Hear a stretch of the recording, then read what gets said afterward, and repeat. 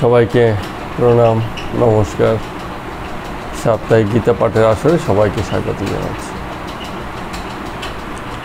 আমরা শ্রদ্ধাত্রয় বিভাগ যোগ অধ্যায়ে ছিলাম। 7, 8, 9 নম্বর শ্লোক আলোচনা করেছি। এখন একটা প্রসঙ্গে এসে আমাদের আলোচনাটা একটুখানি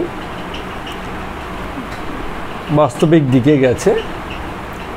খাদ্য এবং খাদ্যবিধি এই বিষয়ে আমরা কথা বলছিলাম যে খাদ্যবিধি এবং খাদ্যবিজ্ঞান জানতে ডাক্তার হওয়া লাগে না। এটা খুব ইম্পর্টেন্ট বিষয়, কিন্তু অবশ্যই এ বিষয়ে জানা বোঝা এসবের প্রয়োজন পড়ে। কথাটা এসেছে এই কারণে যে খাদ্যেরও 3টে গুণ আছে, সত্ত্বগুণ, রজগুণ আর হচ্ছে তমগুণ। এখন সত্ত্বগুণী খাবার কোনগুলো, বা তমগুণী বা রজগুণী খাবার কোনগুলো বলতে পারবে? সত্ত্বগুণী খাবার কোনটা? যেগুলো ভালো, কার জন্য ভালো? যে খাচ্ছে তার জন্য ভালো, তার তো খেতে ভালো লাগে, ওই জিনিসগুলোই তার চাই, কিন্তু তার শরীরের পক্ষে কি স্বাস্থ্যের পক্ষে সুবিধা। আমরা একটা কথা বলি যে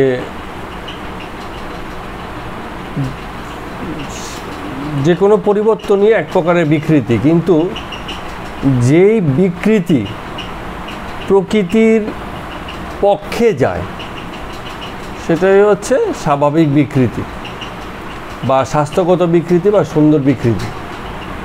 কিছু খাবার আছে সত্ত্বগুণ মানে গুণাবলী সম্বন্ধীয় খাবার, সেটা খেলে মাসেল হতে পারে।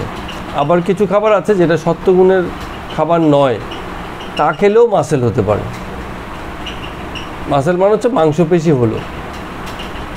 তো এখন যার উদ্দেশ্য মাসেল বিল্ড আপ, সে যে কোনো পথে যেতে পারে, কিন্তু যে সত্ত্বগুণী সে তার যদি মাসেল বিল্ড আপ উদ্দেশ্যও থাকে যে আমি শক্তিশালী শারীরিক সক্ষমতার দেহ অর্জন করতে চাই, তবেও সে যে কোনো পথে সেই মাসেল বিল্ড আপ করতে চাইবে না। সে চাইবে এমন পথে শরীর গঠন হোক যেন শরীরটা সুস্থ থাকে বা আফটার ইফেক্ট যেন না থাকে, দীর্ঘ লম্বা সময় যেন বা কিছু সময় পরে যেন তা উল্টো বুমেরাং হয়ে শরীরের যেন ক্ষতি না করে। এইটা একজন সাত্ত্বিক ব্যক্তি সবসময় মাথায় রাখেন। তো আমরা আলোচনা আরও সামনের দিকে নিয়ে যাব। 2-1টা বিষয়ে আমরা একটু প্রথমেই কথা বলে নিচ্ছি।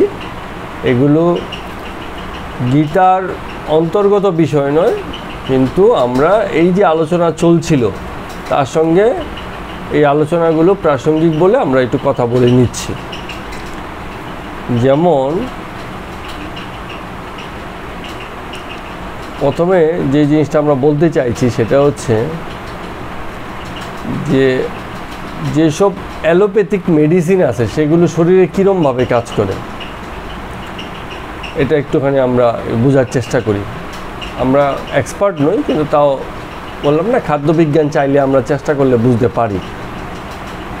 তো কি বলা হয়েছে, অ্যালোপ্যাথিক মেডিসিন যেটা আমরা ওই যে ট্যাবলেট, সিরাপ, ক্যাপসুল আকারে খাই, সেগুলো হচ্ছে অ্যালোপ্যাথিক মেডিসিন, ওষুধের দোকানে যেসব পাওয়া যায়। তো সেই সব মেডিসিনকে বলা হয় সিমটোমেটিক মেডিসিন। সিমটম ধরে ধরে সেসব মেডিসিন এর ব্যবহার চলে।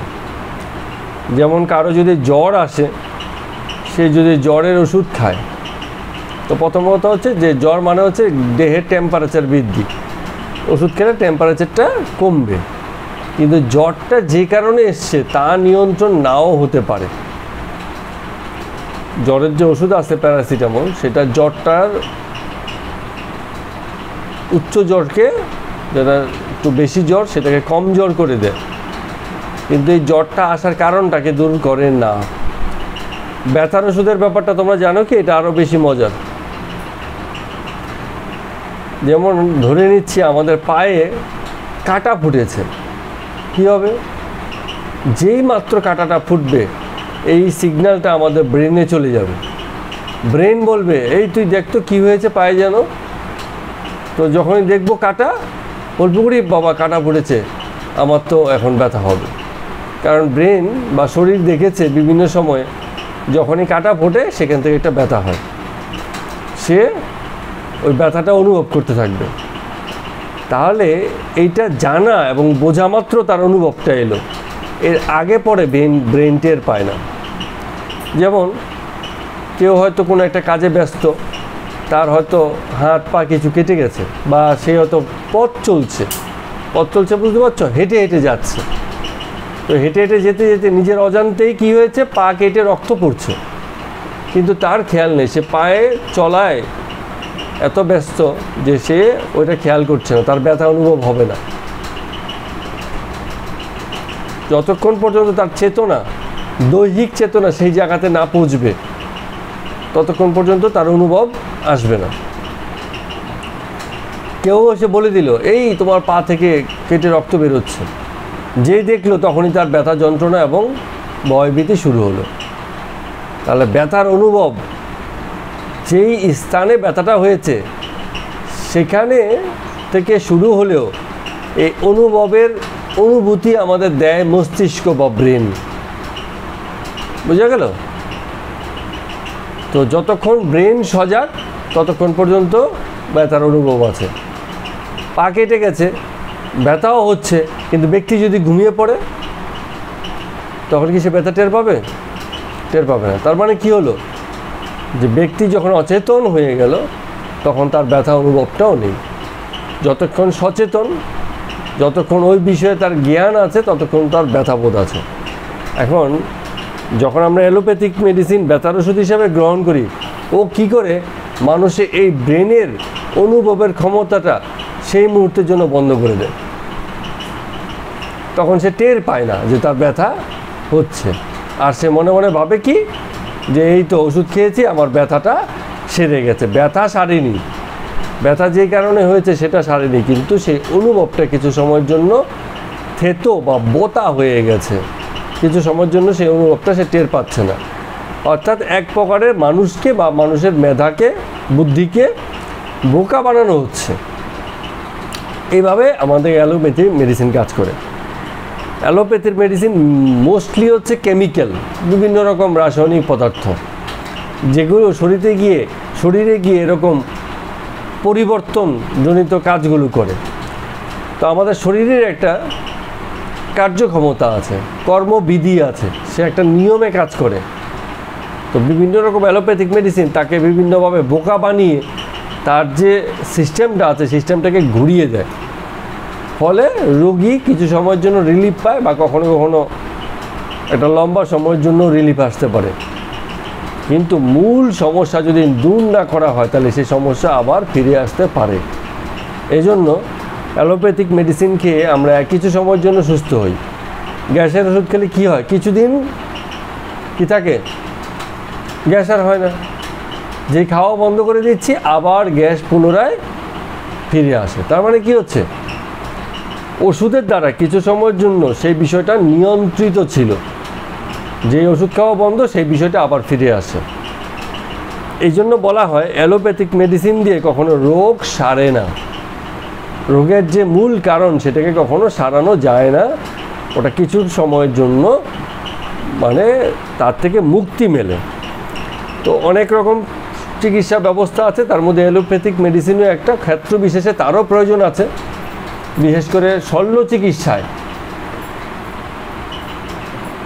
যখন অপারেশনাদি হয় সেই সব সময়গুলোতে এই জিনিসের কিন্তু ভীষণই দরকার আছে। তো এমন সব জায়গাগুলোতে আমাদের এই জিনিসটা কাজে লাগে বলে আমরা সেটাকে অপশনাল রাখতে পারি। অনেকে আছে যে যখনই কোনো অসুখ বিসুখ হয় প্রথমেই কোনো রকম প্রতিরোধে না গিয়ে প্রথমেই বিভিন্ন রকম অ্যালোপ্যাথিক মেডিসিন গ্রহণ করে সেটাকে কোনো কিছু দিনের জন্য দাবিয়ে দেয়। কিন্তু পরবর্তীতে সেগুলো আবার ফিরে আসে। তাই জন্য বলা হয় যে প্রিভেনশন ইজ বেটার দেন কিউর। অসুস্থ হয়ে রোগ মুক্তি হওয়ার থেকে অসুস্থ যাতে না হও সেই প্রতিরোধের ব্যবস্থা নেওয়াটাই সবচেয়ে ভালো। আর আমাদের যত অসুখ বিসুখ হয় মূলত লাইফস্টাইল ডিজিজ, আমাদের জীবন যেমন আমাদের অসুখ বিসুখগুলো সেখান থেকেই আসে। একজন ব্যক্তি এমনিতে সুস্থ সবল, কিন্তু সে যে পেশা তার জীবনের জন্য গ্রহণ করেছে সেটা তাকে খুবই অস্থির করে, চিন্তিত রাখে। কিছুদিন পরে এই পেশাজনিত কারণে তার অন্যান্য অসুস্থতা আসতে শুরু করবে। কি কি আসতে শুরু করবে? প্রেশার বাড়বে, খাওয়া দাওয়া ঠিকমতো না হলে অম্বলের সমস্যা শুরু হবে, আরও অন্যান্য ডায়াবেটিক হবে, এইসব সমস্যাগুলো আসতে থাকবে। তার মানে আমাদের যত অসুখ বিসুখ, আমরা জীবনে নিজেদের পেশা নির্বাচন, নিজেদের কর্ম নির্বাচন, নিজেদের জীবন বাঁচার উপায় হিসেবে এমন পথই নেব সচেতনভাবে, চেতনাশ্রয়ী হয়ে, যাতে সেগুলো বা সেই লাইফস্টাইল আমাদের যেন জীবনে কোনো অসুখের আয়োজন বা জোগাড় না করে দেয়। এটা আমাদের মাথায় রাখতে হবে। ঠিক আছে? আচ্ছা, এরপরে ব্যাপারটা হচ্ছে অনেক সময় ছোট ছোট কথা হয় যেগুলো আমাদের আলোচনার বিষয়ে আসে। কি কথা হয়? যে আমাদের এই যে শরীরটা আছে, এই শরীরটা একটা প্রাকৃতিক শরীর, এটা মাথায় রাখতে হবে। অন্যান্য পশু পাখি প্রাণী যেরমভাবে থাকে আমরা মানুষেরা তেমনভাবে থাকি না। প্রথম কথা হচ্ছে অন্যান্য পশু পাখি প্রাণী কারো কোনো পোশাক নেই, মানুষের পোশাক আশাক আছে, বিশেষ পোশাক আশাক পরে সে থাকে। কোনো প্রাণী জুতো পায়ে হাঁটে না, মানুষ ঘর থেকে বেরোলেই জুতো পায়ে হাঁটে। এখন জুতো পায়ে হাঁটার মানে ক্ষতিকর দিকটা কি হয়? যে এই যে মাটির সাথে আমাদের পায়ের কোনো কন্ট্যাক্ট হয় না, আমাদের বছরের পর বছর কেটে যায়, মাটিতে পা আমাদের রাখা হয় না। এতে করে আমাদের শরীর ডিচার্জ হওয়ার সুযোগ পায় না। আমাদের শরীরেও বিভিন্ন রকম চার্জের যোগান হয় বা এগুলোর প্রারম্ভিকতা আসে। যেমন ডিচার্জ ব্যাপারটা কি বলে দিই, কোনো একটা জায়গাতে, যেমন আমাদের বাড়িতে কি হয়, আর্থেন করা থাকে, আমাদের যত কানেকশন আছে লাইনের, এগুলোর একটা আর্থেন করা থাকে, একটা তার মাটির মধ্যে দেয়া হয়েছে, আমাদের বাড়িতেও দেওয়া হয়েছে, যাতে কখনো ইলেকট্রিসিটি এদিক ওদিক যদি হয়ে যায় সেটা সেই তার দিয়ে মাটিতে চলে যেতে পারে। যদি আমরা এই আর্থেন না করি তাহলে পুরো বাড়িটা কি হয়ে যাবে? ইলেকট্রিক হয়ে যাবে। তো এইরকম আর্থেনের ব্যবস্থা থাকা উচিত। আমাদের শরীরেও এই ইলেকট্রন প্রোটনের খেলা চলে, এবং খেলা চলে বলে তাকে মাঝে মাঝে না, মেঝেতে হাঁটলে মাটির কাজ করবে না, মাটিতেই হাঁটতে হবে। মাটি মানে হচ্ছে যেটা আমরা বাইরে গিয়ে যে ইট কাকর বালি পাতি বাগানে হাঁটা, যেটা মাঠে হাঁটা, ঘাসের উপর দিয়ে বাগানে মাঠে হাঁটা, এসবে হাঁটে। একজন ছিলেন, তিনি বলছিলেন যে অনেক সময় আমাদের এরম করলেও ভালো যে আমরা 1 ঘন্টা আধা ঘন্টার জন্য মাটির মধ্যে নিজের পা ঢুকিয়ে, মানে মাটির গভীরে পা রেখে, বেশি না অল্প একটুখানি, তারপরে সেটা মাটি দিয়ে ঢেকে কিছু সময় ওইভাবেই থাকা। তাতে করে শরীর থেকে আমাদের ওই মানে আর্থেন প্রক্রিয়াতে শরীরের অতিরিক্ত চার্জ আমাদের বেরিয়ে যাবে। তো এগুলো বাইরে থেকে দেখে বোঝা যায় না, কিন্তু এসব জিনিসের প্রয়োজনীয়তা আছে। শরীরকে প্রাকৃতিক অবস্থায় প্রকৃতির সাথে মিলিয়ে রাখলে, যে যত বেশি প্রাকৃতিক তাদের অসুখ বিসুখ তত কম হয়। বিভিন্ন দ্বীপাঞ্চলের লোকজন অসুখ বিসুখ কম হয়, আমাদের শহরাঞ্চলের লোকজনের অসুখ বিসুখ বেশি হয়, গ্রামের লোকজনের অসুখ বিসুখ কম হয়। আমাদের আরেকটা খুব ডেঞ্জারাস মানে বদভ্যাস আছে, সেটা হচ্ছে আমরা সূর্যের আলোতে নিজেদেরকে রাখতে চাই না। গায়ের রং কালো হবে এইসব চিন্তা করে অনেক সময় আমরা নিজেদেরকে ঢেকে রাখি। অত্যন্ত সূর্যের তাপের নিচে না থাকাই ভালো, তাতে স্কিনের উপরিভাগ জ্বলে যায়, পুড়ে যায়, এরম হতে পারে। কিন্তু স্বাভাবিক যে সকালবেলা বা বিকালবেলা যে আমাদের সূর্যালোক আছে, সেই সূর্যালোকে আমাদের থাকা উচিত। যতটা পারি আমাদের গায়ে সেই সূর্যের আলো লাগানো উচিত, এবং এতে করে আমাদের ভিটামিন ডি আমাদের শরীরে তৈরি হওয়া সেই রাস্তাটা খুলে যায়। না হলে কিন্তু খুব মুশকিল। কিছু জিনিস আছে এগুলো ওষুধে পাওয়া যায় না। কিছু কিছু ভিটামিন ওষুধের মাধ্যমে সাপ্লিমেন্ট হিসাবে আমরা নিতে পারি, কিন্তু সকল কিছু নয়। সাপ্লিমেন্ট নেওয়ারও কিছু বাধা বিঘ্ন আছে। আমরা অনেক সময় ভিটামিন সি ট্যাবলেট খাই, বিভিন্ন রকম মানে মাল্টিভিটামিন ট্যাবলেট খাই। এক ধরনের ভিটামিন ট্যাবলেট হয়, অনেক রকম ভিটামিন দিয়ে সে ট্যাবলেটগুলো হয়, গোল গোল করে খেতে হয়। তো ভিটামিনের নিয়ম হচ্ছে, ভিটামিন তো আমাদের আলাদা পাওয়া যায় না, প্রকৃতিতে ভিটামিন খাবারের সঙ্গেই থাকে। যত রকম প্রাকৃতিক খাবার তাতে ভরপুর ভিটামিন থাকে। তো আমরা যখন খাবার খাই, আমাদের দেহ সেই খাবারকে ভেঙে তার থেকে ভিটামিনটাকে গ্রহণ করে, এবং কতটুকু গ্রহণ করবে বা কতটুকু বর্জন করবে এটা আমরা ঠিক করতে পারি না, এটা দেহই ঠিক করে। ক্যালসিয়াম আমাদের জন্য খুব দরকার, কিন্তু অতিরিক্ত ক্যালসিয়াম শরীরের জন্য ক্ষতিকর। কম হলেও ক্ষতিকর, অতিরিক্ত হলেও ক্ষতিকর। এখন আমরা কি করে বুঝবো আমাদের অতিরিক্ত হচ্ছে বা কম হচ্ছে? আমাদের বোঝার দরকারও নেই। আমাদের শরীরই তার আপন নিয়মে, তার যে নিজস্ব ব্যবস্থাপনা আছে সেই ব্যবস্থাপনার ভিতর দিয়েই সে অতিরিক্ত ক্যালসিয়াম বর্জন করে, আর কম হলে পরে খাবার থেকে সেই ক্যালসিয়ামটাকে গ্রহণ করে। আমাদের কাজ হচ্ছে যতটা সম্ভব প্রাকৃতিক খাবার খাওয়া। ওই ক্যালসিয়ামের জন্য এই খাবার খাবো, এটার জন্য ওই খাবার খাবো, এরকম না করে সব ধরনের খাবারই প্রাকৃতিক খাবার যা আমাদের জন্য অ্যাভেলেবেল, বিশেষ বাছবিচার না করে সব ধরনের খাবারই বিভিন্ন সময় ঘুরিয়ে ফিরিয়ে খাওয়া। সহজ করে বললে, যখন যেই সিজনে যা পাওয়া যায় সেটাকেই খাওয়া। গরমকালে ফুলকপি খেতে নেই, কারণ গরমকালে ফুলকপি হয় না। শীতকালে বড় বড় ফুলকপি হয়, দামও কম থাকে, সেই সময় সেটা খাওয়া। তার মানে যখন যেই ফলটা হবে সেই ফলটাই আমরা খাবো, এটা আমাদের স্বাস্থ্যের জন্য উপকারী হবে। ঠিক আছে? তো যে বিষয়ে বলছিলাম যে আমরা নিজেরা বাছাই করব না, এটা আমাদের শরীরই বাছাই করে কতটা পরিমাণ ভিটামিন আমাদের লাগবে। কিন্তু কখন আমরা নিজেরা বাছাই করি? যখন আমরা সাপ্লিমেন্টারি খাই। অনেক সময় কি হয়, এই যে আমরা করি না, স্যালাইন নিই না, স্যালাইন। রুগী অসুস্থ হয়ে গেলে হাসপাতালে কী হয়, তাকে প্রথমেই স্যালাইন লাগিয়ে দেয়। স্যালাইন হচ্ছে সোডিয়াম ক্লোরাইড, লবণ জল, এক প্রকারের লবণ জল। শরীরে দিলে শরীর উদ্দীপ্ত হয়, শক্তিশালী বোধ করে।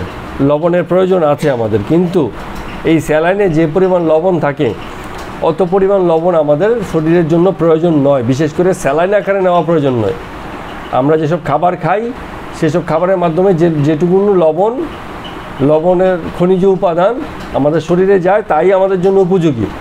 কিন্তু আমরা যদি ডিরেক্ট শরীরের ভিতরে রক্তের মধ্যে এই স্যালাইন পরিচালনা করি, বিশেষ বিশেষ ক্ষেত্রে কারো কারো প্রয়োজন হলেও কিছু হলেই স্যালাইন নেওয়াটা কিন্তু স্বাস্থ্যের পক্ষে মোটেই উপকারী সিদ্ধান্ত নয়। এসব ক্ষেত্রে সাবধানে থাকা উচিত। তো এমনিভাবে আমরা বিভিন্ন রকম ভিটামিন সাপ্লিমেন্ট যা কিছু খাই, খাদ্য থেকে যে ভিটামিনটা শরীর গ্রহণ করে সেটাই যথেষ্ট পরিমাণ, এবং সেটাই আমাদের কাজে লাগে। আর সাপ্লিমেন্ট হিসাবে যে ভিটামিনটা আমরা গ্রহণ করি, ওই ট্যাবলেটের মধ্যে ভিটামিন সি থাকে, আদার্স কিছু জিনিসও থাকে। তো এত পরিমাণ থাকে যে শরীর বাধ্য হয় সেসব জিনিসকে গ্রহণ করতে। তখন অতিরিক্ত ভিটামিন সি এর জন্য আমাদের ভিটামিন সি অতিরিক্ত জনিত অসুখ বিসুখও আছে, সেসবও হয়ে যায়, কিন্তু আমরা অনেক সময় বুঝে উঠতে পারি না। এই জন্য সব ধরনের খাবার মিলিয়ে ঝিলিয়ে খেতে হয়। কোনো বিশেষ এক ধরনের খাবারের প্রতি তার গুণাগুণ চিন্তা করে যদি আমরা খেতে থাকি, তাহলে সেই জিনিসের মানে আধিক্য দেখা যাবে শরীরের মধ্যে, অনেক বেশি হয়ে যাবে, এবং এটা হিতে বিপরীত হবে, মঙ্গল করতে গিয়ে অমঙ্গল হয়ে যাবে। তাই জন্য ওইসব বিষয়ে না যাওয়াই উচিত। ঠিক আছে? আর যত রকম আমাদের অ্যালোপ্যাথি মেডিসিন আছে, চেষ্টা করব আমরা তার প্রিভেনশনটা বেশি করার জন্য, মানে ন্যাচারালি প্রাকৃতিকভাবেই আমরা এগুলোকে দূর করার জন্য করতে পারি। তো প্রাকৃতিক সুস্থতার জন্য একটা খুব সাধারণ কিছু অসুখ বিসুখ আছে, যেমন কারো জ্বর জারি এলো, পেট খারাপ হলো, কিছু সাধারণ কিছু সমস্যা হলো, এসব ক্ষেত্রে একটা খুব ভালো রেমেডি হচ্ছে ফাস্টিং। কোনো একটা বেলা বা একটা দুটো বেলা না খেয়ে থাকলে শরীর তার আপন নিয়মেই শরীরকে ঠিক করে নেয়। আমরা শরীরকে খাদ্য গ্রহণ বা অন্যান্য কর্মের বা কাজে যদি এত বেশি ব্যস্ত রাখি যে সে তখন আর মানে রেমেডি বা প্রতিকারের ব্যবস্থায় যেতে পারে না। যদি শরীরকে আমরা রেস্টিং রাখি, কখন রেস্টিং রাখবো? যখন আমাদের শরীর রেস্ট চায়, প্রচুর পরিশ্রম হয়েছে, তখন রেস্টের দরকার, তখন শরীরকে আর পরিশ্রম করালে হবে না, তাকে রেস্টে সুযোগ দিতে হবে। এবং যখন কেউ অসুস্থ হয়ে যায়, আমাদের অসুস্থ হলে কি হয়, পা ফুলে যায়, হাত ফুলে যায়, এরকম হয় না, বা পায়ে ব্যথা লাগলো ফুলে গেল, তো এরকম অতিরিক্ত পেইন, ব্যথা, গা গরম হওয়া, এগুলো শরীর আমাদের মধ্যে তৈরি করে যাতে করে আমরা রেস্ট নিতে বাধ্য হই, এবং ওই যে রেস্টটা নেওয়া হলো তাতে করেই সে রিকভার হয়ে যাবে, ধাপে ধাপে রিকভার হয়ে যাবে। তো সাধারণত যেটা হয় যে কিছু কিছু অসুখের ক্ষেত্রে, বিশেষ করে জ্বর, পেটের সমস্যা, আমাশয়, ডায়রিয়া, কিছু কিছু ক্ষেত্রে আমাদের উপবাসই হচ্ছে বেস্ট মেডিসিন। উপবাস হলে কি হয়, শরীর তার নিজের নিয়মে রিকভার করে নেয়। তবে সেই উপবাসের ক্ষেত্রে কিছু জিনিস আমাদের মনে রাখতে হবে, যেন শরীর যাতে দুর্বল না হয়ে যায়। এই জন্য আমাদের প্রচুর পরিমাণে তরল খাবার, জল, স্যালাইন, ডাবের জল, এই ধরনের জিনিস একটু বেশি বেশি খেতে হয়, যাতে শরীরে উইকনেসটা না আসে। এবং যখন উপবাস ভঙ্গ করতে হয় তখন সাধারণ হালকা জাতীয় খাবার খেয়ে উপবাস ভঙ্গ করে পরবর্তীতে ধাপে ধাপে মানে একটুখানি বেশি জটিল পরিপাক সম্পন্ন খাবার খেতে হয়। প্রথমে হালকা খাবার খেয়ে উপবাস ভাঙতে হয়। এই জন্য কী হয়, আমরা কি করি, উপবাস থাকলে প্রথমে জল খেয়ে উপবাস ভাঙি, তারপরে কেউ কেউ ফল খায়, তারপরে আস্তে আস্তে অন্যান্য ভারী খাবার খায়। উপবাস ভেঙেই এই যে পোলাও কোরমা নিয়ে বসা উচিত নয়, তাতে করে শরীর আরও বেশি অসুস্থ হবে। এগুলো আমাদের মনে রাখতে হবে। একটা খুব গুরুত্বপূর্ণ, খুবই গুরুত্বপূর্ণ একটা সিস্টেমের কথা বলা হয়েছিল, ওইটার নাম তোমরা শুনেছো কিনা জানি না, এটাকে বলা হতো অটোফেজি বলে একটা আছে। জাপানের একজন বিজ্ঞানী এই জিনিসটা আবিষ্কার করেছিলেন। অটোফেজি হচ্ছে, ওটাতে বলা হয়েছিল, এক বিজ্ঞানী আবিষ্কার করে বলেছিলেন যে আমাদের শরীরে অনেক মৃত কোষ বা জীবাণুযুক্ত কোষ অথবা ময়লা বা ডার্ট বা আবর্জনা আমাদের শরীরে বিভিন্ন জায়গাতে জমা হতে থাকে। শরীরে আমরা যেসব খাবার টাবার খাই তাতে জমা হয়, অথবা ঠিকমতো নিষ্কাশন না হলে শরীর থেকে বর্জ্য, সেই বর্জ্য শরীরেই জমতে শুরু করে। এই বর্জ্যের ভীষণ রকম অস্বাভাবিক জমাই একসময় ক্যান্সার তৈরি করে। কোনো প্রকার বর্জ্যই যেন শরীরে এত পরিমাণে না জন্মে যাতে সেই অংশের টিস্যু বা কোষ ভিন্ন কোনো কিছুতে টার্ন নেয়। ক্যান্সার মানে কি হচ্ছে, কোনো একটা টিউমার জাতীয় কিছু একটা বিল্ড আপ করা, কিছু টিস্যুর একটু অন্যরকম আচরণ করা, একটু ভিন্ন পথে চলে যাওয়া। হ্যাঁ হ্যাঁ, ফাস্টিং। তো অটোফেজিতে কি হয়, একটা হচ্ছে ইন্টারমিডিয়েট ফাস্টিং, সেখানে বলা হয় যে 16 ঘন্টা মিনিমাম না খেয়ে থাকলে এটাকে বলে ইন্টারমিডিয়েট ফাস্টিং। মানে এই সময়ের মধ্যে কিছু খাওয়া, হ্যাঁ, সকালবেলা আবার 12টার মধ্যে খেলে 6 ঘন্টা 7 ঘন্টার একটা গ্যাপ হয়, সেটা রেখে বাকি সময়। সাধারণত কেউ যদি মনে করে যে তার স্বাস্থ্যে বেড়ে গেছে, ওজন বেড়ে গেছে, সে কিছু ওজন মানে হ্রাস করতে চায়, তাহলে এই যে ইন্টারমিডিয়েট ফাস্টিং খুব দারুণ একটা পদ্ধতি, এবং এই পদ্ধতির সুফল আমি নিজেও এক সময় পেয়েছিলাম। আচ্ছা, আপনিও করেছেন? হ্যাঁ হ্যাঁ, হয়তো সকালে 12টা 12:30 নাগাদ আর সন্ধ্যে 6:30 7টা নাগাদ 6 ঘন্টার গ্যাপে দুবার খেয়ে, হ্যাঁ জল টল সবসময় খাওয়া যাবে। জলের হ্যাঁ, ডিহাইড্রেশন না হয়, জলের প্রয়োজনীয়তা। জল খাওয়ার নিয়ম কি, আমি তো কাউকে দেখি যে যখন জল খাওয়া শুরু করে 1-2 লিটার একবারেই খেয়ে ফেলে। এটা কিন্তু জল খাওয়ার ঠিক নয়, এটা অনেক ডাক্তারবাবুরাও বলে দেন। ঠিক আছে, এরকম অতিরিক্ত প্রেশার, অতিরিক্ত পরিমাণ জল কোনো এক সময় খেয়ে নিয়ে কিডনিকে আরও চাপে ফেলা হয়। বিশেষ করে রাতের দিকে জল কম খেতে হয়, রাত্রে সন্ধ্যের পর থেকে জল তুলনামূলকভাবে কম খেতে হয়। অল্প পরিমাণ খাওয়া যাবে তৃষ্ণা মেটানোর জন্য, কিন্তু অতিরিক্ত জল খাওয়া ঠিক নয়। একবারে অনেক পরিমাণ জল খাওয়া ঠিক নয়। আর একটা সাধারণ নিয়ম হচ্ছে অল্প অ্যাবজর্ব করে, এবং এটা কাজে লাগে। আর যেটা হচ্ছে মানে শরীরের একটা স্বাভাবিক সিস্টেম আছে, শরীর কখনোই একবারে এত জল নিতে পারে না। আবার কখন নিতে পারে, আমি প্রচুর ঘেমেছি, এই মুহূর্তে দরকার, তখন 2 গ্লাস জল কি শরবত কি স্যালাইন জাতীয় খাবার, সেই সময় যেহেতু অতিরিক্ত বেরিয়ে গেছে তার অতিরিক্ত যোগানের জন্য আমাদের এটা প্রয়োজন পড়তে পারে। কিন্তু কোনো কারণ নেই, আমি জানি জল খাওয়া উপকার, এই চিন্তা করে আমি লিটার লিটার জল খেয়ে নিচ্ছি, এটা ঠিক নয়। আর বিশেষত খাবার পরে ইমিডিয়েটলি কিছু সময়ের মধ্যে জল খাওয়া ঠিক নয়। খাবারের সময়ও অতিরিক্ত পরিমাণ জল খাওয়া ঠিক নয়, অল্প সামান্য একটু জল খেতে হয়। তো আমি জানি কাউকে কাউকে দেখেছি মানে প্রচুর জল খায়, হালকা ফুলকা শরীর, কিন্তু কোনোভাবে তার এই অভ্যেস হয়ে গেছে, অথবা সে জেনেছে জল খাওয়া ভালো, এই জন্য মানে প্রচুর জল খায়। কিন্তু এত জল খাওয়ার দরকার পড়ে না, ডাক্তারবাবুরা অনেক সময় বলে যে ম্যাক্সিমাম 2 লিটার জল, কিন্তু হালকা শরীর হলে তার থেকে কমও হয়। তবে জল কতটুকু খাবো এটা আমাদের শরীরই আমাদেরকে বলে দেয়। জল খাওয়ার উপায় কি বা কখন জল খাবো এটা বোঝার উপায় কি, আমাদের যখন তৃষ্ণা পাবে তখনই আমরা জল খাবো। তৃষ্ণা মানে শরীর বলছে, সিগন্যাল দিচ্ছে এবার তুমি জল খাও। খিদে পাওয়া মানে কি, শরীর বলছে তোমার পাকস্থলী ফাঁকা হয়েছে, এবার তুমি খেতে পারো। এটা শরীরের সিগন্যাল। আমাদের এই শরীরের সিগন্যালগুলোকে মেনে তবে খাওয়া খাদ্যের অভ্যাসটা করা উচিত। ঠিক আছে, তাহলে জল কখন খাবো, যখনই আমাদের তৃষ্ণা পাবে তখনই আমরা জল খাবো। তৃষ্ণা পেলে 300-400 ml কি 500 ml খেয়ে নিলাম, তারপরে আবার খেতে হবে এমন না। মনে করে করে একটু বাদে বাদে জল খাবো তারও দরকার নেই। যখনই তৃষ্ণা পাবে তখনই আমরা যতটুকু আমাদের পক্ষে খাওয়া সম্ভব স্বাভাবিক মনে হয় ততটুকু পরিমাণ আমাদের জল তখনই খেয়ে নেব।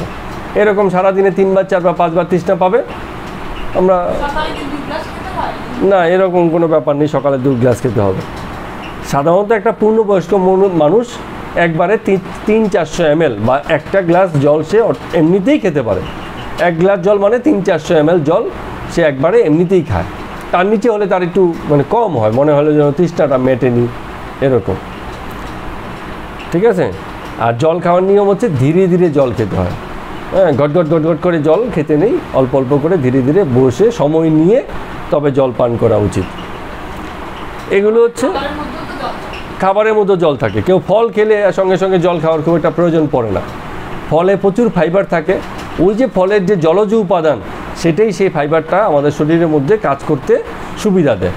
কিন্তু যদি আমরা ফাইবার জাতীয় খাবার খাই আর জল না খাই তাতেও কিন্তু অসুবিধা আছে। অনেক সময় ব্লোটিং, বমি বমি ভাব, হ্যাঁ, অনেক সময় বমি হয়ে যেতে পারে। সবচেয়ে আনাজের মধ্যে ফাইবারটা বেশি পরিমাণ থাকে। আনাজ কি, যেমন ভাত, রুটি, এগুলোর মধ্যে আমাদের ফাইবার প্রচুর পরিমাণে আছে। ডাল, যেগুলো আনাজ, হ্যাঁ, এসব জায়গাতে ভাতেও প্রচুর পরিমাণে ফাইবার আছে। হ্যাঁ, তো এই হ্যাঁ ব্রাউন, এখন এটার ব্যাপার আছে যে আমরা রাইসকে এত পলিশ করে ফেলেছি যে তার খাদ্য গুণ মান ফাইবার টাইবার সবই ম্যাক্সিমামই হারিয়ে ফেলেছি। তো স্বাভাবিক যে চাল আমরা বাদ বলতে যেটা আমরা এখন খাই সে তাতে অনেক দোষ আছে, কিন্তু সেগুলো না বলে আপনি যদি বলেন ব্রাউন রাইস বা আগে ডেকি ছাটা চাল যেটা আছে সেসব যদি আমরা খেতে পারি খুবই ভালো। এগুলো পাওয়া যায় না, আমি অনেক চেষ্টা করে দেখেছি, পেলেও খুব দাম। 100 টাকা 150 টাকা 1 কেজি দাম। তো এগুলো সবার পক্ষে খাওয়া সম্ভব হয় না, ফলে আমরা কোনো উপায়ান্তর না দেখে যা আমরা পাই আমাদের অ্যাফোর্ডেবল মনে হয় তাই আমরা খেতে থাকি। এসব করেও স্বাস্থ্য সচেতন থাকা সম্ভব। যত রকম অব্যবস্থাপনা আছে খাদ্যের এই যোগানের ক্ষেত্রে আমাদের সংস্কৃতিতে, সেসবকেও খানিকটা সচেতন হয়ে আমরা মানে মেনটেন করতে পারি এবং সেখান থেকেও সুস্বাস্থ্য বজায় রাখা সম্ভব। তো আর খাদ্য বিষয়ে একটা কথা একটু বলে দেওয়া ভালো যে যত রকম খাবারই আমরা খাই না কেন, এই যে শ্রীকৃষ্ণ ভগবান একটা যে কথাটা বলছিলেন যে শরীরের জন্য যা বিকৃতির কারণ হয় এমন খাবারই হচ্ছে অসাত্বিক খাবার। শরীরের বিকৃতি হয় এমন একটা কিছু খাচ্ছি যা খেলে চুল পড়ে যায়, তার মানে কি আমার বিকৃতি হচ্ছে।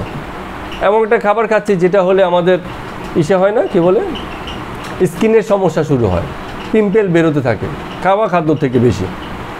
হ্যাঁ, এমন খাবার খাচ্ছি যাতে দেখা গেছে শরীর থেকে দুর্গন্ধ হয় বা শরীরের, হ্যাঁ আমি বলছি না, এটা একটা খুব সুন্দর কথা বলছেন শ্রীকৃষ্ণ ভগবান। এই যে আমাদের 7, 8, 9 নম্বর শ্লোকে সাত্বিক খাবার, তামসিক খাবার আর রাজসিক খাবার হিসেবে যেটা বলছে, কখনোই এমন বলেনি খাবারের নাম ধরে কখনো কোনো খাবারকে বলা হয়নি, কারণ এটা তো ব্যক্তি ঠিক করবে।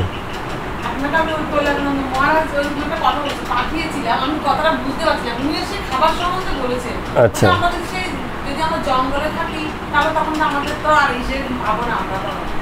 হ্যাঁ, ওইটাই বলছি যে ওখানে কি হচ্ছে, যে খাচ্ছে সেই ব্যক্তি ঠিক করবে তার কি খাবার চারদিকে অ্যাভেলেবেল আছে।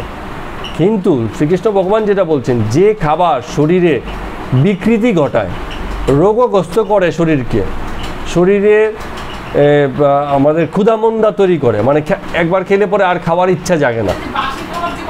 বাসি খাবার হচ্ছে তামসিক খাবার, ঠিক আছে? না, এগুলো খেতে নেই।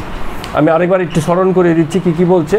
যে খাবার খেলে আয়ু বাড়ে, বল বৃদ্ধি হয়, রোগ মুক্তি ঘটে, চিত্ত প্রসন্নতা আসে এবং রুচি বাড়ে, সেগুলো হচ্ছে আমাদের সাত্ত্বিক খাবার। তার মানে কোন খাবারে এই বিষয়গুলো ঘটে এটা ব্যক্তিকেই ঠিক করতে হবে।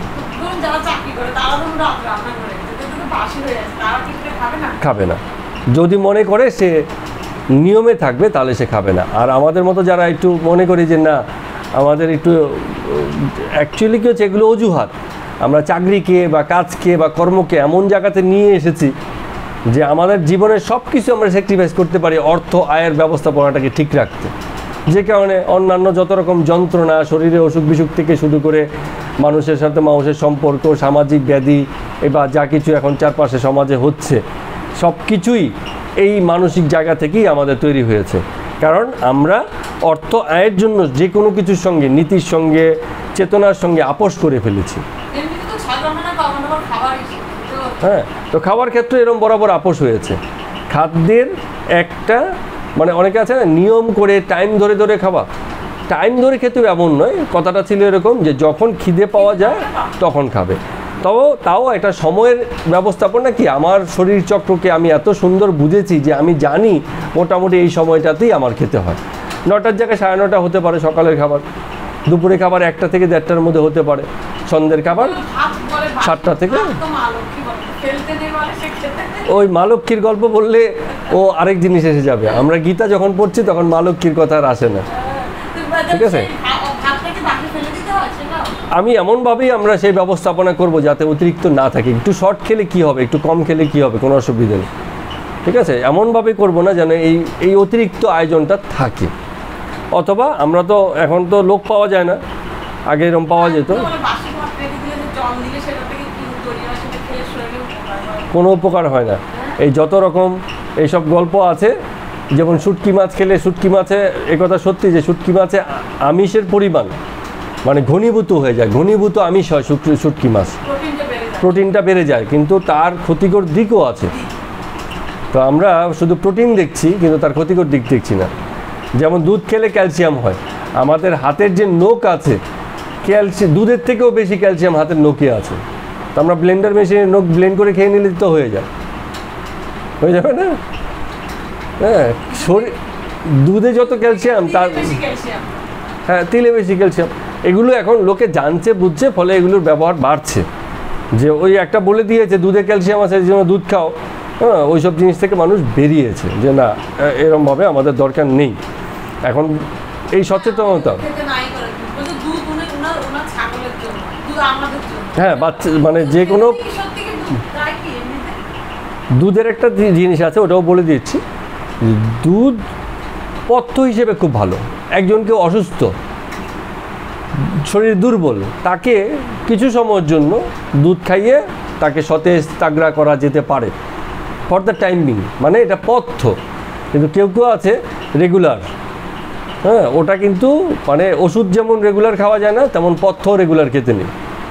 খাবার স্বাভাবিক হয়, আর পথ্য সেটা যেটা অসুস্থ হলে লোকে খায়, ঠিক আছে? তো দুধ খাওয়া যেতে পারে অসুস্থ হলে, এরকম অনেক কিছুই আছে খাওয়া যেতে পারে যেটা লোকে অসুস্থ হলে খায়। কিন্তু তার মানে এই নয় যেটা উপকারী জেনে আমরা প্রতিদিন খেতে থাকবো। তো দুধের ব্যাপারটা হচ্ছে এরকম। আর দুধের যে দইয়েরও একই ব্যাপার, যে সবসময় খাওয়ার বিষয় না। যেমন কেউ আছে সবসময় দই খায়, যেমন আমাদের দক্ষিণের লোকজন অনেকেই আছে যারা প্রতিনিয়ত দই খায়, তাও সবসময় খাওয়া উচিত। দইয়ের সবচেয়ে বড় হচ্ছে দইয়ের মধ্যে প্রচুর পরিমাণ মাইক্রো ব্যাকটেরিয়াল অণুজীব আছে, যেগুলো আমাদের এই যে গাট হেলথ মানে হচ্ছে অন্ত্রের স্বাস্থ্যের জন্য খুব উপকারী। আমাদের যে খাদ্য নালী আছে সেই নালী পরিষ্কার করা, সেই নালীতে যেসব উপকারী অণুজীব আছে তাদের পক্ষে কাজ করার জন্য দই খুব উপকারী। কখন? তাহলে যখন মনে করব যে আমাদের এই খাদ্যের অম্বল হচ্ছে কি আমার সমস্যা হচ্ছে, তখন মাঝে মাঝে দই খেয়ে এই জিনিসটাকে ঠিক করা যেতে পারে। কিন্তু তার মানে এই না যে প্রতিদিনই আমি খাবার পরে দই খেতে শুরু করলাম, সেসব ঠিক হবে না। হ্যাঁ, তো দই দুধ সবই পথ্য, যখন মনে হবে কোনো একটা উপকারের জন্য বিশেষ উদ্দেশ্যে খাচ্ছি, ওয়েলকাম, খাওয়া যেতে পারে। সেটাও খাঁটি খাঁটি গরুর দুধ, এই যে এরকম জার্সি গরুর দুধ নয়, খাঁটি দেশি গরুর দুধ। জার্সি গরুর দুধের ভিতর সব হচ্ছে A2 টাইপ মিল্ক। এ নিয়ে অনেক আগে একটা ভিডিও করেছিলাম আমি, 5-7 বছর আগে। খুবই বাজে ওষুধ দুধ এগুলো, একেবারেই খাঁটি দুধ নয়, ভেজাল দুধ, A2 টাইপ মিল্ক, খুবই ক্ষতিকর। প্রিজারভেটিভ দেওয়া থেকে শুরু করে এমন কিছু নেই, হরমোন ফরমোন হাবিজাবি বহু কিছু করে এই দুধের মানে তৈরি হয়। আর সবচেয়ে বড় কথা, সেখানে একটা খুবই প্যাকেট জাতীয় যত খাবার আছে, এমনকি একটা বিস্কিটও আমাদের খাওয়া উচিত নয় যদি আমরা নিয়মে চলি, সাত্ত্বিক খাবার খেতে চাই। প্যাকেট জাতীয় ফ্যাক্টরিতে তৈরি হয়েছে, যা সংরক্ষণ হয়েছে ভবিষ্যতে খাওয়ার জন্য। বাড়িতে অনেক সময় আমরা 1 বছর আচার তৈরি করি, পরের বছর অবধি খাই, সেসবও নয়। আচার তৈরি করবেন, 1-2 দিনের মধ্যে খেয়ে নেবেন, ঠিক আছে। হ্যাঁ, আমের আচার তো রৌদ্র দিয়ে দিয়ে দীর্ঘ সময় রাখি, খেতে নেই, এগুলো সাত্ত্বিক হয় না। খেলে কি হয়, মরে যাব? মরে তো যাব না, যে কোনোভাবে শরীরগত বিষয়ের জন্য ক্ষতিকর, তো এগুলো আমাদের খাওয়া ঠিক নয়। যেমন ফল খুবই উপকার, কিন্তু কেবলই যদি টক ফল খাই তা কি উপকার হবে আমাদের জন্য? হবে না। কখনো টক, যখন যেটা সিজন হয়, কখনো মিষ্টি। টক মিষ্টি ফল মানে একই সঙ্গে মিক্সড করে খাওয়া ঠিক নয়। যে হজম করে খেতে দিতে পারে ওকে, যেমন আমি অনেক সময় খেয়ে নিই। কোনো কিছুই স্বাভাবিকের থেকে বেশি নয়, সব কিছুরই সংমিশ্রণ। হ্যাঁ, সবেতেই টক, সবই এই যে দই, আর দই আর টক মানে বেশি বেশি খায়। আচ্ছা, আরেকটা ব্যাপার খুব আছে, আলোচিত হয়, সেটা হচ্ছে তেল আমরা কোনটা খাবো। অনেক রকম বিতর্ক আছে। সবচেয়ে ভয়ানক হচ্ছে যেসব তেলগুলো আমাদের এই অঞ্চলে আগে থেকে তৈরি হতো না। আমাদের এই অঞ্চলে একটা জিনিসই তৈরি হতো আমাদের নিজস্ব শস্য থেকে, সেটা হচ্ছে সর্ষের তেল। আর বাকি যত তেল, সয়াবিন বা আরও অন্যান্য যত রকম তেল, আমরা সূর্যমুখী তেলের, অরিজিনাল সূর্যমুখী তেলের প্রচুর দাম। আমরা যেসব সানফ্লাওয়ার কিনতে পাই বা যেগুলো, এগুলো মোটেই সানফ্লাওয়ার নয়, সানফ্লাওয়ারের নামে অন্য কিছু আমাদেরকে দেয়। রাইস ব্র্যান্ড অয়েল বলে একটা আছে, সেটাও একই জিনিস, কোনো অবস্থাতে ঠিক না। সয়াবিন যেটা আছে সেটাও ঠিক না। যেসব তেল রিফাইন্ড হয়ে আসে একটাও ঠিক না। কেন সর্ষের তেল ভালো? কারণ সর্ষের তেল কী হচ্ছে, এখনও সর্ষের তেল কাচ্চি ঘানিতে তৈরি হয়। ওই যে ঘানি মানে কি, একটা কিছুতে পিষে পিষে পিষে পিষে তার রসটা বের করা হয়। মেশিনও যদি হয়, হ্যাঁ, কাচ্চি ঘানি তেলের প্রথম বৈশিষ্ট্য হচ্ছে সেখানে হিট উৎপন্ন হয় না। মেশিনেও তেল উৎপন্ন হতে পারে, কিন্তু সেখানে তাপ হবে না, গরম হবে না সেই মেশিন যদি বিশেষ গরম হয়ে যায় তাহলে কিন্তু তেল, হ্যাঁ, সেই সর্ষের তেলও খাওয়া যাবে না। আস্তে ধীরে পিষে পিষে তবে গিয়ে সবচেয়ে ভালো হতো আগের দিনে, ওই যে গরু গাদা বা অনেক সময় ইসে দিয়ে পিষে পিষে মানে হতো। এখন অবশ্য মেশিনারিজে হয়, তাও সেই মেশিনারি, যে মেশিনারি সারাদিনে অল্প পরিমাণ তেল উৎপাদন করবে। আমরা বেশি বেশি তেলের চাহিদা পূরণ করার জন্য এমন শক্তিশালী মেশিন লাগাই, সেখানে আবার প্রচুর পরিমাণে তাপ উৎপাদন হয়। তাপ হলে ক্ষতিটা কী হয়? তেল যদি আমরা প্রথমেই উত্তপ্ত করে ফেলি, তেলের একটা বয়েলিং টেম্পারেচার আছে, সেই টেম্পারেচারকে যখন পাস করে ফেলে, তখন, এখন এই মুহূর্তে মনে পড়ছে না, আমি এই নিয়েও একবার ভিডিও বানিয়েছিলাম, ওই তেলের একটা খুব ক্ষতিকর, কি এই মুহূর্তে মনে পড়ছে না, যাই মানে তেলটা কনভার্ট হয়ে যায় সেই আরেক রকম তেলে। স্যাচুরেটেড, আনস্যাচুরেটেডেরও একটা মাত্রা আছে, ওই মাত্রাতে আমাদের শরীর নিতে পারে। ট্রান্স ফ্যাট, মনে পড়েছে, ট্রান্স ফ্যাটে রূপান্তর হয়ে যায় আমাদের যে তেলে যে এডিবল ফ্যাটটা। হ্যাঁ, আর তেল আমরা যে রান্না করে খাই, তেলকে কিন্তু বেশি পোড়াতে নিই। হ্যাঁ, কেন রিফাইন তেলে ভাজতে হয়? কেন চারদিকে সব জায়গায় এত রিফাইন তেলের চাহিদা? কারণ রিফাইন তেলে বয়েলিং টেম্পারেচার অনেক বেশি, ঠিক আছে? ফলে কিছু ভাজাভুজি করলে সর্ষের তেলে না করে রিফাইন তেলে করাটাই ভালো। কিন্তু সবচেয়ে ভালো হচ্ছে ভাজাভুজি খাবার, যে খাবার ভেজে খেতে হয়, সেগুলো টোটালি সম্পূর্ণরূপে পরিহার করা, যদি সুস্থ থাকতে আমরা চাই। এইসব বিষয়গুলো মাথায় রেখে খাওয়া খাদ্য নির্বাচন করা উচিত। এখন এসব যদি খাই, এত ভালো ভালো খাবার চারদিকে আমরা যা দেখি, এগুলো কি খাবো না? খাওয়া তাও যেতে পারে মাঝে মধ্যে, ওটাকে বলে চিটিং ডায়েট। আমরা মাসে 25-27 দিন খুব নিয়মে চলি, 3 দিন অনিয়মে চলি, তাতে শরীরের উপর খুব বড় পরিবর্তন আসে না। অর্থাৎ মাঝে মাঝে কখনো কখনো পরিস্থিতিতে অথবা ইচ্ছে করেও কেউ যদি একটু চিটিং ডায়েট করে, বা যা খাবার যোগ্য নয়, যেসব খাবার সাত্ত্বিক গুণসম্পন্ন নয়, রজগুণের খাবার কি তমগুণের খাবার, তাও খাওয়া যেতে পারে। বছরে একদিন ইলিশ মাছ দিয়ে পান্তা ভাত খাওয়াই যেতে পারে, কিন্তু প্রতিদিন নয়। ঠিক আছে, তো সেসব বিষয় হতে পারে। যত রকম খাবার, যেসব খাবার আমরা খাই, প্রাণীজ থেকে যেসব খাবার আমাদের আসবে সবই হিসেব মতো আমাদের জন্য উপকারী নয়। যে কোনো প্রাণীজ উৎস থেকে প্রাপ্ত খাবার, মাছ, মাংস, দুধ, ডিম, এক কথাতে এসে গেল। তো তার মধ্যে এগুলোর মধ্যেও যেসব জিনিস রেড মিট, লাল মাংস, যেসব খাবার, যেসব প্রাণী মানে তুলনামূলকভাবে বড় দেহের অধিকারী এবং যেসব প্রাণীতে চেতনার বিকাশ ঘটেছে, আবেগিক গুণসম্পন্ন, এমন প্রাণীর খাবার মানে মাংস, তাদের দেহ আমাদের ভক্ষণ করা একেবারেই উচিত নয়। মাছ খেলে গুরু মাছ, ছোট মাছ, ঠিক আছে, কখনো কখনো আবার বড় মাছও তেল বা চর্বির জন্য। ওই যে আমরা রোজ সূর্য থেকে ভিটামিন ডি পাই, সেই মাছের তেল চর্বি থেকে সেই ভিটামিন ডি নিয়ে সূর্যের আলোতে ভিটামিন ডিটা তৈরি হয় সূর্যের আলোর উপস্থিতিতে। কিন্তু সেই তৈল জাতীয় খাবারটা যদি আমরা না খাই তাহলে সেই ভিটামিন ডিটাও আবার তৈরি হবে না।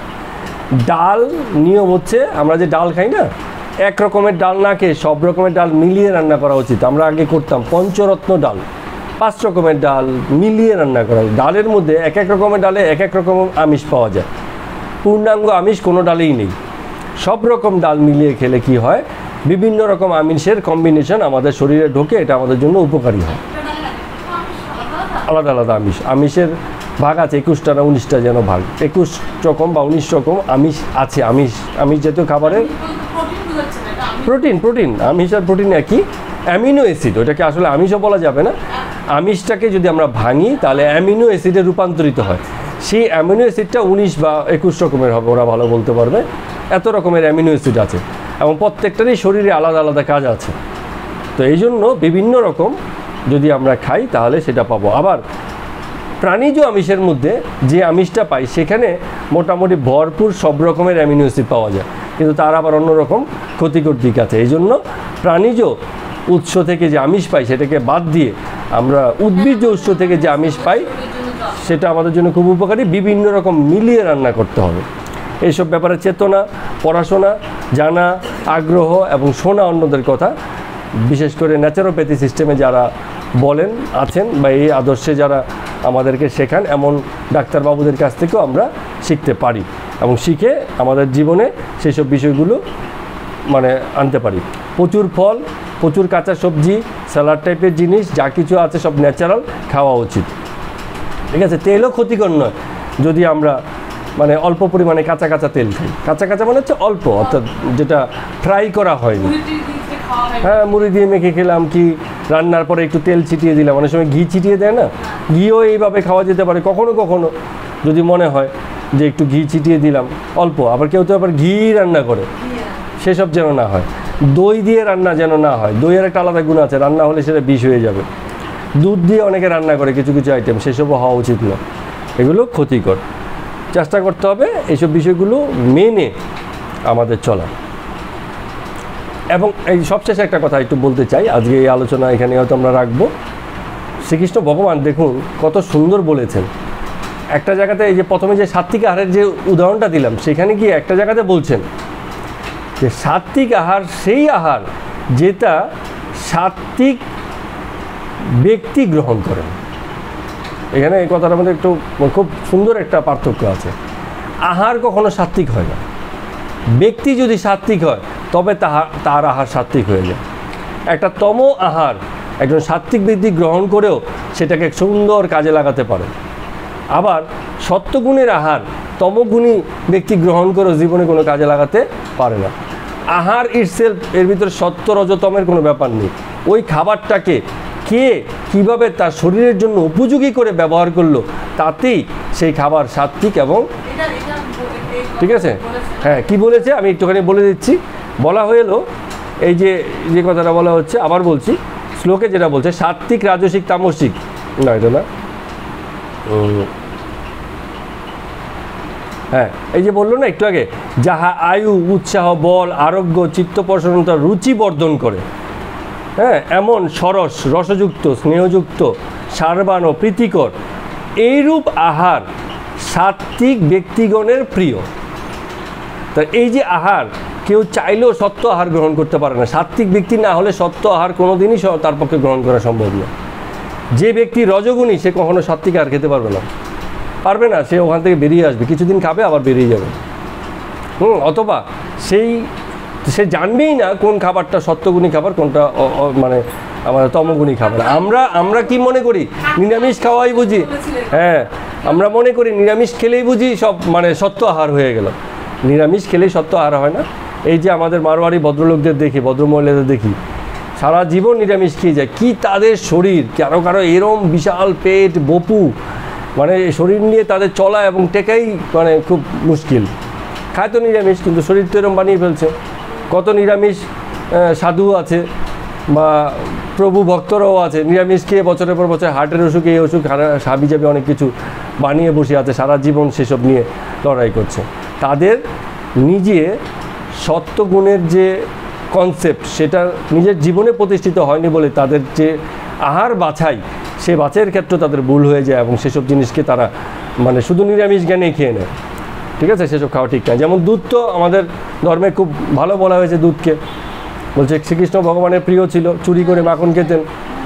এখন শ্রীকৃষ্ণ ভগবান সত্যগুণী ছিলেন, তিনি যা খেতেন তাই সত্যগুণী হয়ে যেত। কিন্তু আমাদের আশ্রয় হচ্ছে তমগুণ, রজগুণ, খানিক সত্য, ফলে আমরা সেই খাবারটাকে সত্যগুণে গ্রহণ করতে পারি না। আর একটা দুটো উদাহরণ বললে জিনিসটা সুন্দর হয়ে যাবে।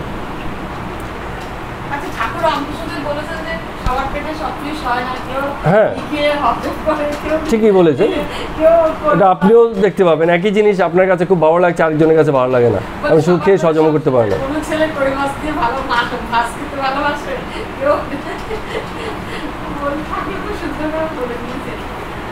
হ্যাঁ, তার মানে কি হচ্ছে যে খাবারটাকে কিভাবে খেলাম, ব্যবহারটা কিভাবে করলাম, কোন কাজে ব্যবহার করলাম, কতটুকু পরিমাণ খেলাম, সেটা কি আমার আসক্তির কারণ কিনা, সেটা আমার অভ্যাসে দাঁড়িয়ে গেল কিনা, সেসব বিষয়ে যদি আমরা চিন্তা করে সেগুলোকে যথাযথ ব্যবহার করে ওইসব ব্যাপারে চেতনা রেখে যদি আমরা খাবার গ্রহণ করি, তাহলে সেই খাবার শরীরের জন্য হিতকারী হয়।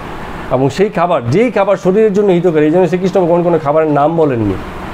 যেসব ধর্মগ্রন্থ বা ধর্মমত বা প্রদ বা সম্প্রদায় কোনো রকম আসক্তি না রেখে শরীরের উপকারের বা হিতের কথা চিন্তা করে যে খাবার আমরা গ্রহণ করি, সেই গ্রহণ করা ব্যক্তি যদি সত্যগুণ সম্পন্ন হয় তাহলে সেই খাবার সাত্ত্বিক হয়ে যাবে। আর গ্রহণ করা ব্যক্তি যদি তমগুণী হয়, সে সাত্ত্বিক খাবার গ্রহণ করলেও কাজে আসবে না। ঠিক আছে, যেমন এই একটু আগে বলছিলাম ফলের কথা।